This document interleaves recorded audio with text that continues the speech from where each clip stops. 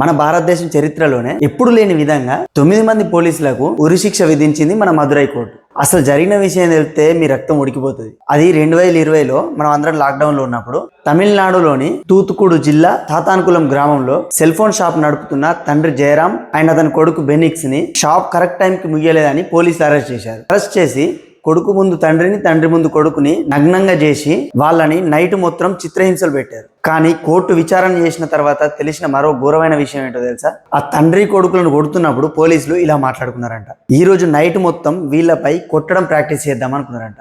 అంటే మీకు ఇక్కడ అర్థమవుతుందా? అధికారం చేతులుందిగా అని చెప్పేసి కొంతమంది పోలీసులు ఎట్లా చేస్తున్నారు చూసిలా.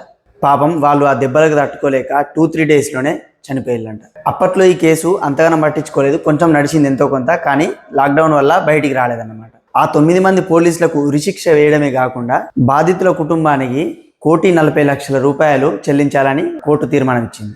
ఒకవేళ పోలీసులు కనుక ఆ నష్టపరిహారం ఇవ్వలేకపోతే కనుక ఆ పోలీసుల ఆస్తులు అమ్మి అయినా సరే వాళ్ళకు బాధితులకు న్యాయం చేయాలని చెప్పేసి డిసైడ్ చేసింది. తీర్పిస్తున్నప్పుడు జడ్జి ఒక మాట అన్నాడంట, రక్షించాల్సిన పోలీసులే ఎటువంటి నేర చరిత్ర లేని వీళ్ళిద్దరిని క్రూరంగా హింసించి చంపడం దారుణమైన కేసు అని చెప్పాడు. ఇద్దరు పెద్ద దిక్కులను కోల్పోయిన వాళ్ళకి న్యాయం జరగడానికి 6 సంవత్సరాలు పట్టిందని బాధపడాలా, లేదు కాస్త లేట్ అయినా సరే న్యాయం జరిగిందని సంతోషించుదామా? దీనిపైన మీ అభిప్రాయం ఏంటో కామెంట్లో చెప్పండి.